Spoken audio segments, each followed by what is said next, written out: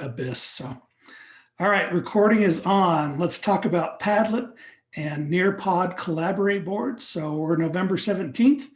We're, I don't know how, a week away from Thanksgiving, just about Thanksgiving break.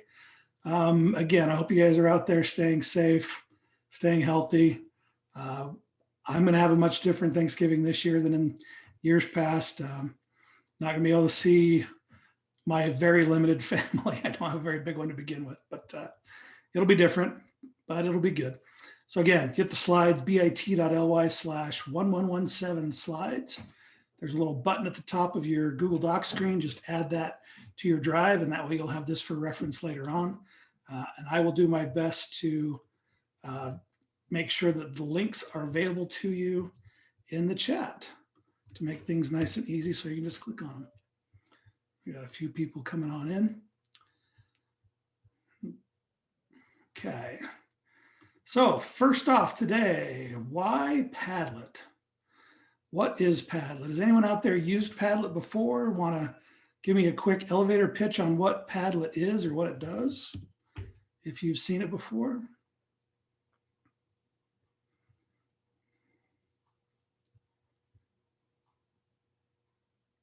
All right, hearing none, we'll move on. So what Padlet is, have you ever done the write on a sticky note and put on the wall activity? Or if you're really lucky, you've got those nice big giant post notes that stick to the wall, and you have group 1, group 2, group 3, or however you want to split those things up and have kids scribble down activities and put them on a board, and then you can organize them later on and share and make connections and do things like that. Miss Jones has no idea. Good. So that's why you're in the right place. I'll keep putting the slides in the chat there for those that are just kind of joining in. So Padlet lets you take those sticky notes and images, and make them 21st century. So you can include just ideas, but you can put images, links, videos, and all kinds of stuff, and be available to practically anyone with an internet-ready device. It's a great place for gathering ideas, sharing, modifying them later on. There's Tammy.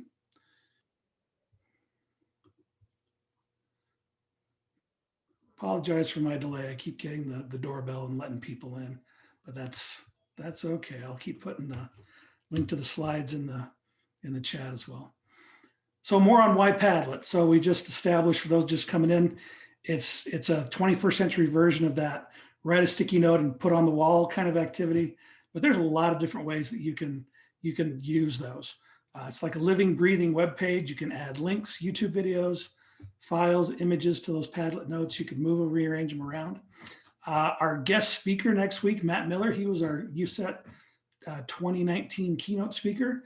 We've actually hired him to do a video series, a couple of them actually, and he's going to be our guest speaker next week and introduce those for us. He's written a book called Ditch the Textbook, and it's got some really good ideas on how to use those, how to use Padlet in class. And I'm going to do this, and it's going to make my screen sharing a little strange. Oh, I can get it mostly in there. So ways to use Padlet in class. So bell ringer activities, predicting activities. You can scan through them. You can read them just as well as I can.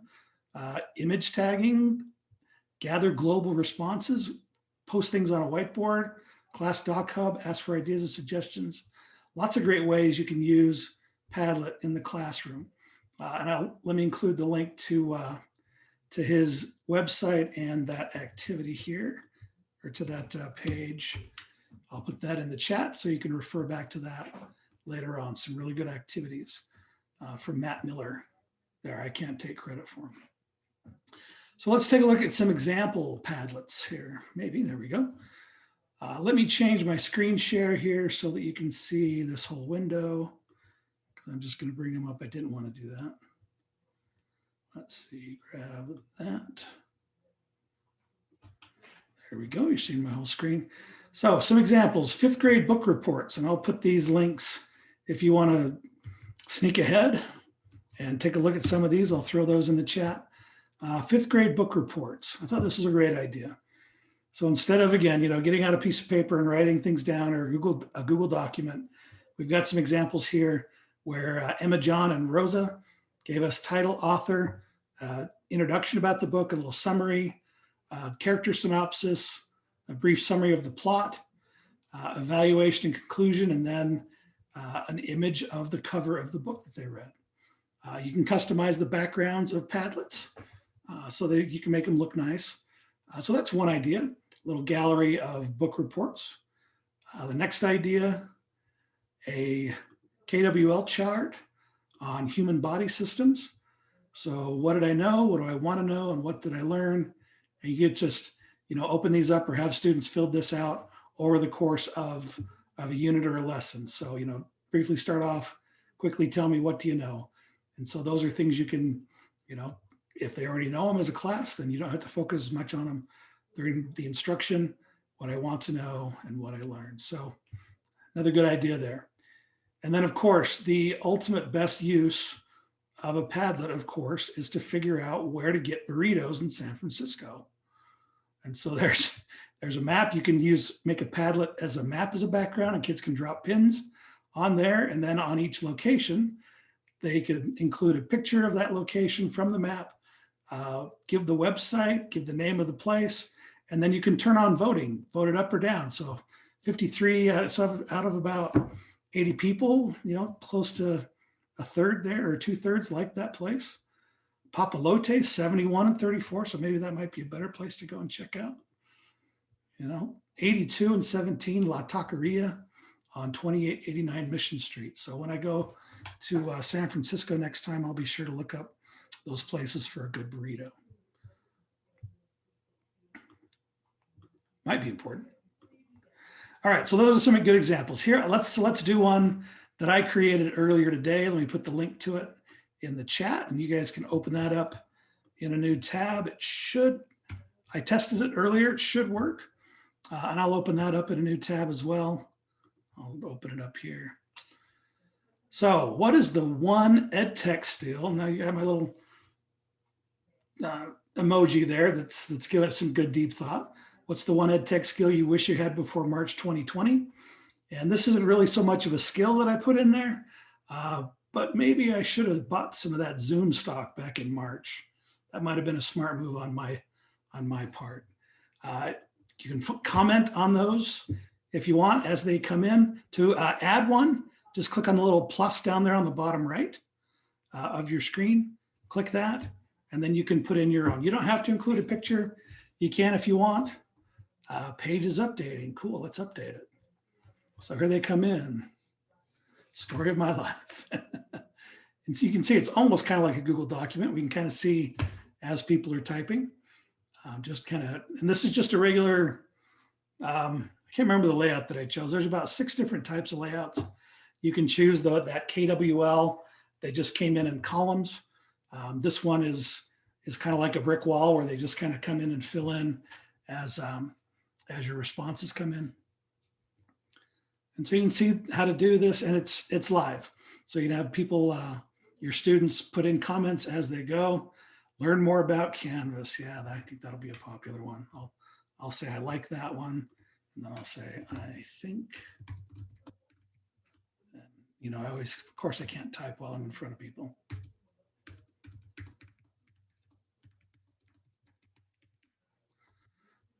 Okay, update it here.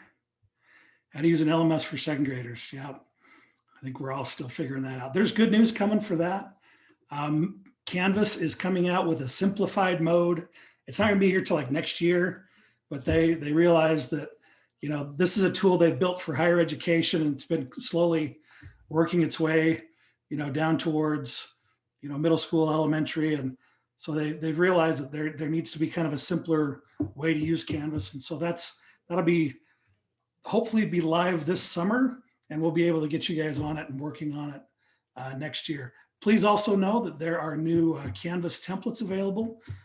With CARES funding, the state bought like almost all of the Canvas templates that are available from Canvas, and they're available in the Commons area. So maybe that's something we'll talk about another day.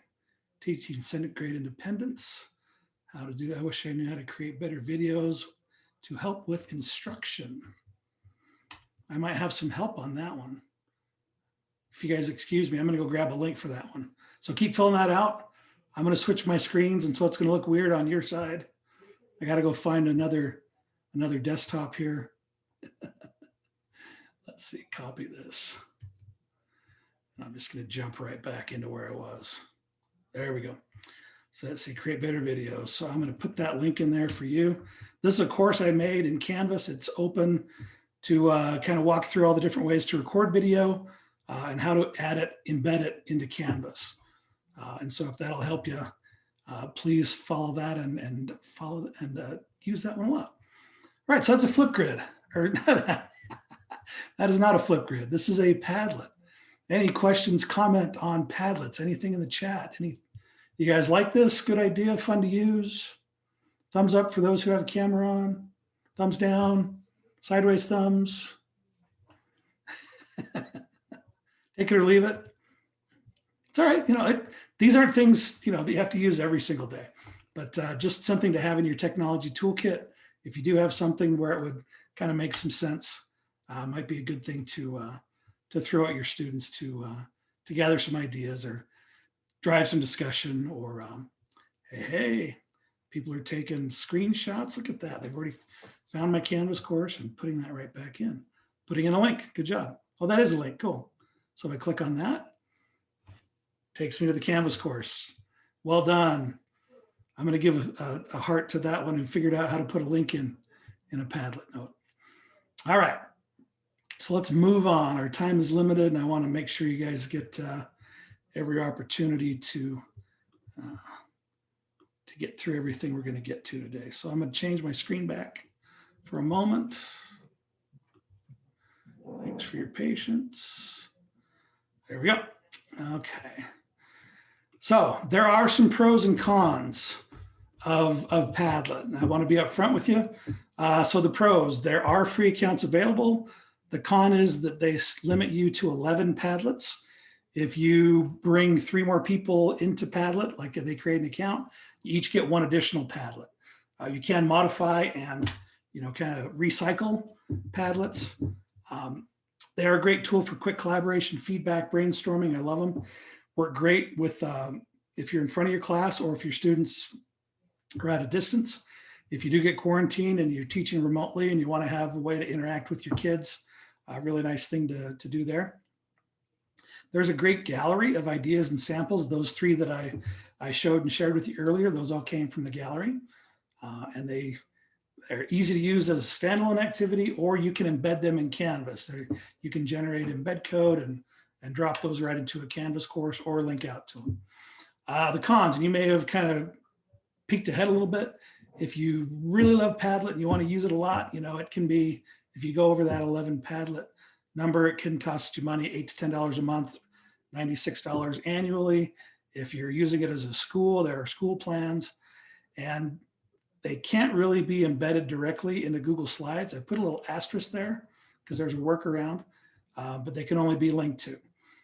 And I will talk about that workaround here in a moment. So I like the idea of Padlet.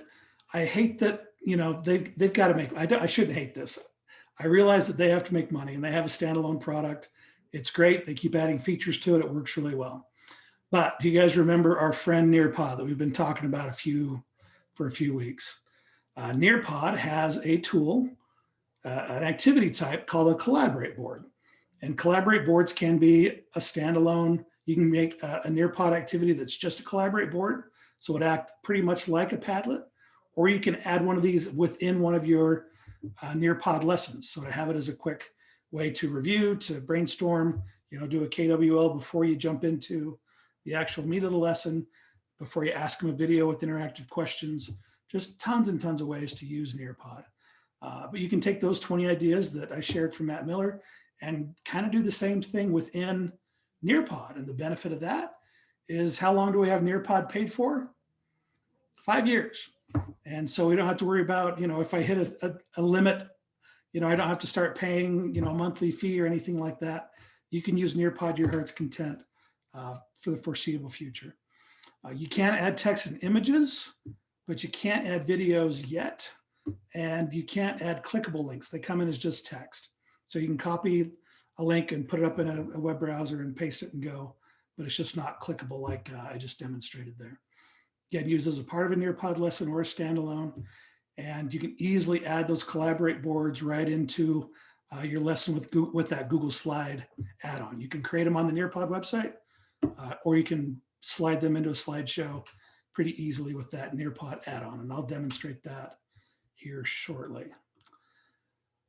All right, and so I'm not going to spend a ton of time reviewing what Nearpod is. If this is your first time joining us in a Tuesday Tech Talk, there's about 3 or 4 additional recordings on Nearpod that you're welcome to go back and review. But we don't have time to rehash the entire Nearpod subject today. There's a lot to learn and know and do in Nearpod. All right, so let's show you how to make a Nearpod collaborate board in Google Slides. So I'm going to change my window view one more time here so you guys can see my screen.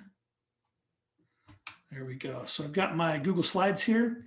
And if I come, I need to expand my little toolbar here. And Nearpod lives in this add-ons area. If you haven't added it on before, if you don't have Nearpod right there, you can choose Get Add-ons, and it's one of the ones that first come up, or just do a quick search for Nearpod.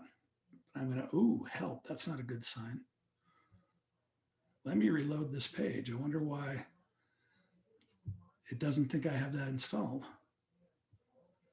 Maybe I won't show you how to build one. Okay, show you how to make collaborate boards, add-ons, Nearpod, open Nearpod. Hey, there we go. Dodged a bullet there. All right, so that Nearpod add-on, first time you install it, use it, you've got to give it all the permissions and everything that Google and Nearpod need to have to work together. The collaborate board is right there. It's one of the item types. So let me switch over to this slide so I can still see it while I'm building it.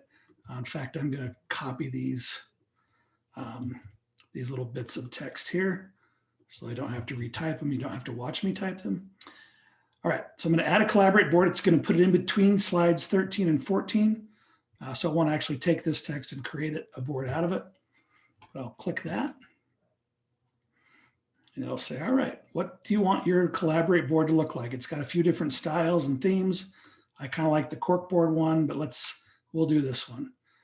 So I need to enter my description there, and my topic is 2 right there.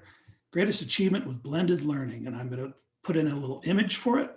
This is kind of nice. I can do a quick Google image search for a trophy or whatever I want to do, and it'll bring up some royalty-free images that I can use. I like that one better, so I'll save that. All right, so I've got my strand, I've got my description of what I want my students to answer. I've picked my theme, and I choose save. And what Nearpod will do with the help of Google Slides, or Google Slides will do with the help of this Nearpod add-on, is it will add that collaborate board into my slideshow, into my lesson. It takes it a second to actually pull the whole thing in. And it puts it again down here in between. So it puts it after that slide I was on. There's my collaborate board, greatest achievement in blended learning. So now I'll hide that slide. Do you guys know you could hide slides? I thought I could do it. Let's see. Move slide in. I thought I could hide a slide. Maybe I can't when the Nearpod thing's going. All right, never mind. I'll just remove it. I'll delete the slide. So that's my activity. If I wanted to add another activity, if I wanted to add a Flipgrid, fill in the blanks question. Remember that asterisk that I put before? If you do have, here's a workaround. So like say this, let's see. Let me open right here. So if I really had a Padlet that I wanted to use and like in a Nearpod activity, there's a trick. I can come here to share. I can get the link, copy link to clipboard. I can come back to my slides. And now here, instead of adding a collaborate board, I can come down here and choose web content, and I can sneak it in to my Nearpod lesson as a web content. And that'll allow me to, have that same interactivity and function being able to insert videos, to put in live web links, all that kind of stuff to that slide, using Padlet and Nearpod together. If you want to call it a hack, you can call it a hack, but I call it working smarter, not harder. And so there we go. When I present that slide, my students will be able to add to that. Whoops, I'm sliding around when I shouldn't be. And again, to present this to my students, I click Save and go to Nearpod, launch the lesson as either a student-paced or live activity, share the code out, XYZ, and we're good to go. So questions on those two, how to add a Padlet or a Collaborate board activity from slides. Okay, in Nearpod, this will be, I'll just show this real quick. If you want just to do a standalone Nearpod activity, oops, I'm running one already. Let me end it.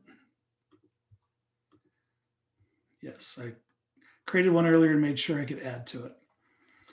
So if I want to create one on its own, I'm going to create a lesson.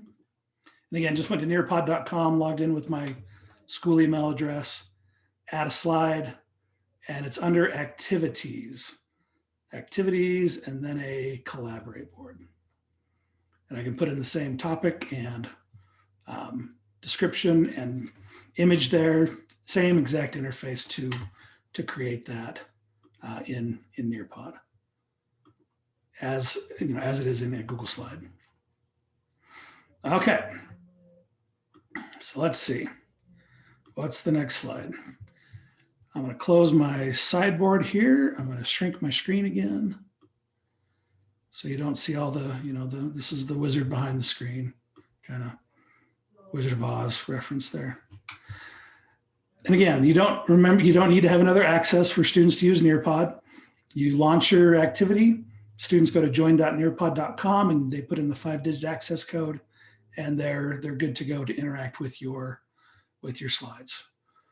Questions so far before I move on? Anything in the chat? I don't see anything in the chat. Clear as mud. I'm going to wait. Okay, thanks, Mallory. I appreciate the thumbs up. Okay, we have 8 minutes left. I know I want to have time for questions, or I usually try to make time for questions.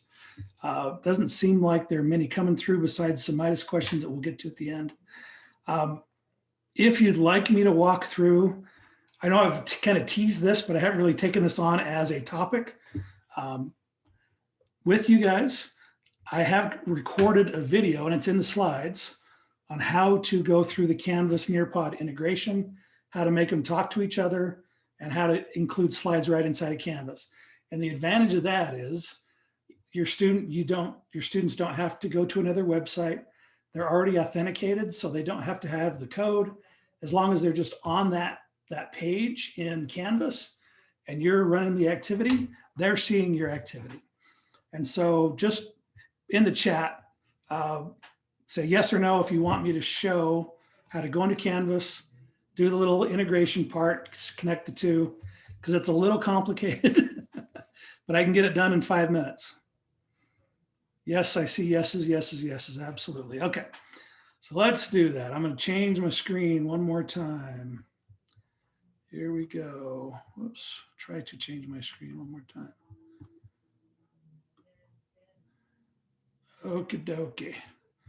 And let me find Canvas. There's Canvas. Okay. Oh, somebody's coming in. She'll be totally lost. All right, welcome, Catherine. I'm about to get you lost here. Okay, so I already made an assignment. So I'm going to come back here. So this is what it looks like when it's all ready to go. But let's delete this assignment. And I'm going to start all over from scratch. So this is the Collaborate board demo. I'm going to delete it. And I'm going to delete my Nearpod integration and start from scratch. So Nearpod right there, delete. Yes, I'm sure. All right. So this is something you need to do on a class by class basis, or course by course, I guess I should say. So here I am in my sandbox course. You can do this with any of your courses. Your one Nearpod account is good enough, but you just need to do this process with each of the courses that you want to use Nearpod with. So once you're in the course, go down here to settings. And again, this is being recorded, and there's another explicit recording, not explicit, but just by itself that I set up and recorded earlier today. So I'm going to go to the apps tab here and search for Nearpod. And once I click add the app, it's going to ask me for this weird consumer key shared secret. I'm like, this is where it gets scary. There is a site, and I need to, is it this one? Reload that. Continue. Apologies. Okay, it's called nearpod.com/LMS-integration. The link is in the slides, but I will include it here as well. That went just to Sandra. Let me send it to everybody. And so once you're here, this is all you really need to know. Make sure you're logged in. It says My Nearpod up there at the top. And all I need to do is click this button, generate consumer key and shared secret. And it gives you those funky looking numbers. You don't have to know what they mean, anything. You just need to know that they go in Canvas in that place that we showed you. So I'm going to copy that, come back to my course, paste that in, go back to Nearpod, copy this, back to Canvas, shared secret, add the app. And so it seems really complicated, but that's all it really takes. So good question, Jimmy. Your district, if your district owns Nearpod, and more of us do, and we have that, it may have been added for you on a district level, but you still need to add it. You need to tie it to your Nearpod account so that you can add your own lessons into your own courses. So I don't know if this can be installed on a district level or not. I think you still have to do it yourself. But if you run into questions or have issues, let me know. Also, back on that page, there's this nice little link here. If you go down below, this Canvas guide, that'll take you to a nice little Nearpod that will walk you through the steps on how to do everything that I'm showing you. Installing the Nearpod app. It has screenshots, links to everything. So it's really well documented. And it just seems like it's something scary to do. So now that it's done, if I reload my page, I'm back in Canvas.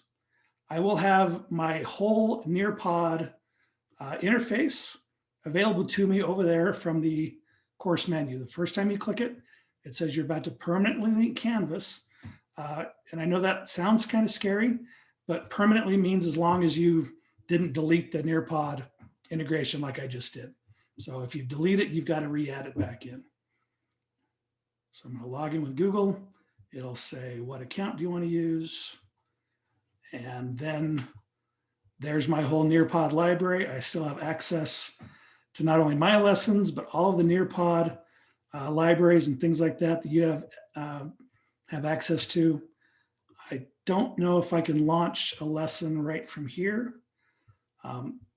But here, I'll show you how I know how to launch a lesson, and then I'll stop it for questions. So I'm going to go to assignments, or actually add one. So I'm going to click plus, assignment, call it Nearpod, board. I'll give it a due date of Friday and points 5. Save and publish. So if you've ever used this assignment tool or added assignments through a module, you know that there's really nothing there yet until I go and click on it and choose edit. Okay, and I know I'm going fast, but remember, this is being recorded. You can go back and watch it as slow as you'd like. I don't need to put anything in here because that's going to be filled up with the Nearpod activity. What you need to do is come down to submission type and choose external tool. It looks like you need to search or put something in there, but just click find and then scroll down until you see Nearpod. Nearpod. I see a little window that shows all of my lessons, or I can go and search other libraries and things like that. You may need to add, if you're going to pull something from the Nearpod library, you need to find it and add it to your own library first. But I'm going to choose live participation. Since this is only a Collaborate board, this is just a little caveat. There's a setting in Nearpod that you need to allow Collaborate boards to be student-paced. If you don't do that, then students won't be able to do it. But there's that whole moderating student submissions. If you want to be able to do that or not, then be warned. Otherwise, choose live participation. And then it goes back to this window. You think, oh, it's not doing anything, but it's fine. Just click select and then save your lesson and watch what happens. There it is. This is a Collaborate board. Would you like to approve student comments before they are posted? Yes or no. If you have multiple Collaborate boards in this lesson, you can say, yes, make this true for all the rest. But that's it. Once you're there, once students go to this page in Canvas, they're in the activity. They don't need to put in their name because they know their name from Canvas, and it just works. And so if you have activities, time to climbs, things like that in Nearpod and you're using Canvas, this is probably the best way to be using Nearpod and Canvas together. That is 4 o'clock. It's actually 4:01. So I'm going to stop my screen share. I'm going to see if there are any questions out there of anyone that I can answer or address or anything else. Open your mics if you'd like to speak. Otherwise, I'm watching the chat. I don't see anybody. Okay, I've either completely confused you or dazzled us. Where do we access and others later? Great question, Ms. Jones. Let me go back to my slides to just kind of wrap things up. I've got a couple links that I'll share with you there. Let me share my screen, share a portion. There we go. And I'll just quickly, so again, I don't want to keep you guys too long, dang it. I shouldn't worry about this part.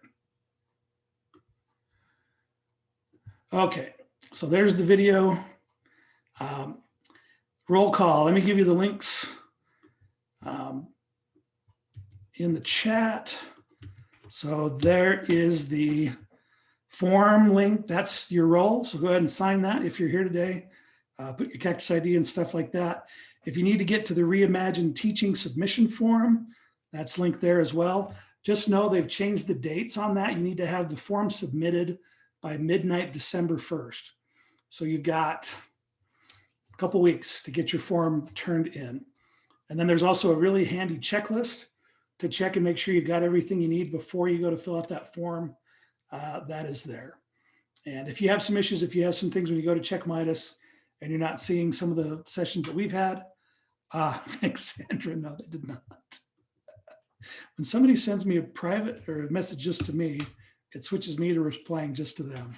So my apologies. Thank you, Sandra or Miss Teeples. So there's the links. So there's the form, Reimagine Teaching, the checklist before you fill out the Reimagine Teaching certificate. All of the videos from our time together are saved on my YouTube playlist there, bit.ly/SEDC/TTT archive. So I'll put this one on there today as soon as the video finishes processing. The little blurb on how to add Nearpod and Canvas together, that's already sitting there waiting for you. All the rest of the Nearpod and Adobe Spark tools and Flipgrid and all those are there. If you'd like to learn more about those, watch them at your own time. Send me a little email. I'll put my email link in here. You guys should all know how to get in touch with me. But if you want to send me a quick little summary to clint@sedck12.org, I'm happy to add that 30 minutes into Midas for you if you are working on your Reimagine Teaching. The role, let me put the link for the role in one more time. I sent it out, but I only sent it to one person to begin with. So there it is one more time. Yep, you're welcome. And then again, next week, we've got Matt Miller. He was our keynote speaker from last year at USET. He's going to be introducing his video series on student engagement and planning meaningful lessons. He'll be doing about a series of 10 videos on that topic. And he's making those for the entire state, but it's kind of sponsored and hosted through the regional service centers. So again, any questions, let me know and then we had a couple of people have Midas questions. Once there are no general questions, I'll turn the recording off and stick around to answer anything on Nearpod or anything else, Canvas, Midas, whatever you want. Thanks, guys. I appreciate you being here. Have a good day.